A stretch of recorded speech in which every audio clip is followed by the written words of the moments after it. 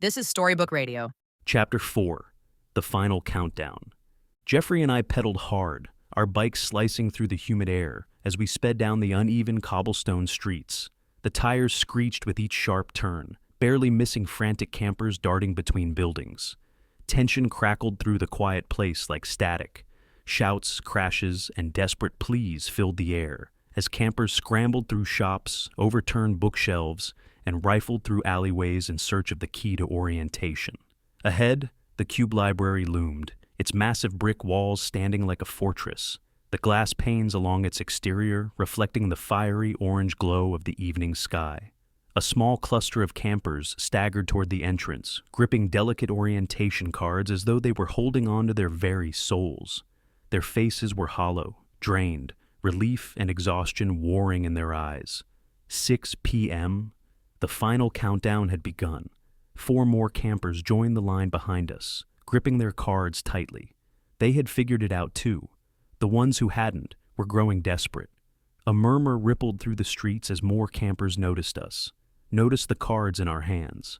A group of stragglers stopped dead in their tracks, their gazes sharpening. Suspicion flickered across their faces. Some pocketed their cards, clutching them like currency in a high-stakes game. Others were too paranoid to let them out of sight. The moment one of those slips was lost, game over. Inside, the scent of aged paper and leather-bound tomes hit us like a wave. The library was an architectural marvel, marble floors, sweeping staircases, and golden chandeliers casting a warm glow across the space.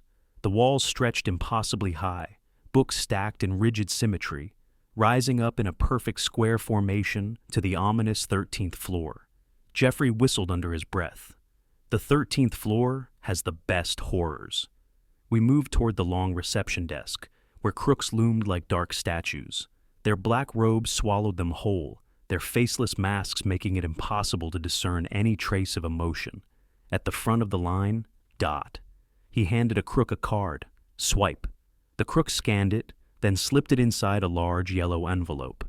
Dot remained silent as he reached for another card. Give, swipe, collect, give, swipe, collect. The pattern repeated, over and over. The line behind him stirred with irritation, a few campers whispering under their breath.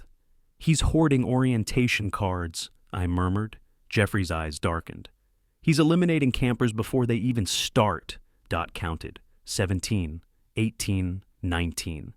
His expression remained unreadable as he reached into his coat for the final card, number 22.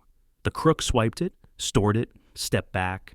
Then Dot turned toward us, his lips curling into a smirk. He lifted his name tag, pressed the back corner. 2,100 points. A sharp inhale echoed from somewhere in the crowd. The tension tightened. A few campers clenched their fists. Some muttered curses under their breath. Others simply stared. A mix of awe and frustration rippling through them.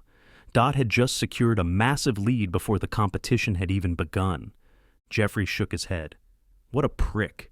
I exhaled, jaw tight. I counted 22. 100 points for each card. I'll catch him. How? Jeffrey says with brittle nerves.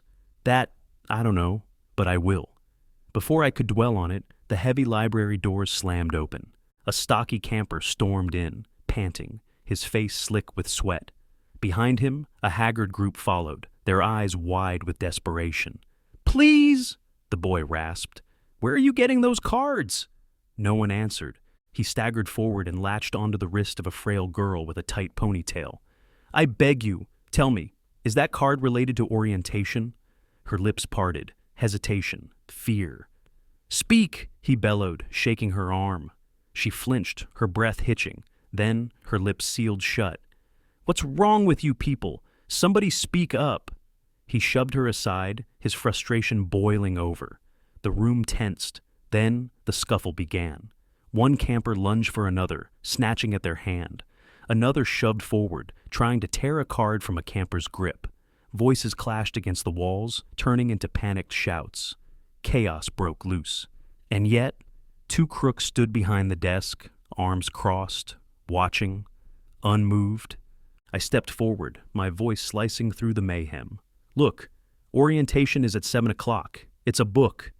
Jeffrey nearly tackled me, slapping a hand over my mouth. "Shut up," he hissed. "We don't need to make enemies. This is a competition." A chuckle drifted through the tension. Dot. He strolled past us, his usual arrogance laced in his smirk. "Take it up with me," he said, his voice cold and deliberate. "I took 22 spots away." Silence. Not one camper dared to challenge him. Jeffrey leaned in close, whispering, "Rumor has it, he was trained by Monk Ryson, the legendary warrior turned master." Dot turned toward the doors, his gaze never wavering. But before he could step outside, a girl with long black hair and sun-kissed skin moved closer to me. "I know who you are," she said. "You're the chess champion." I blinked. "Surprised anyone keeps up with that."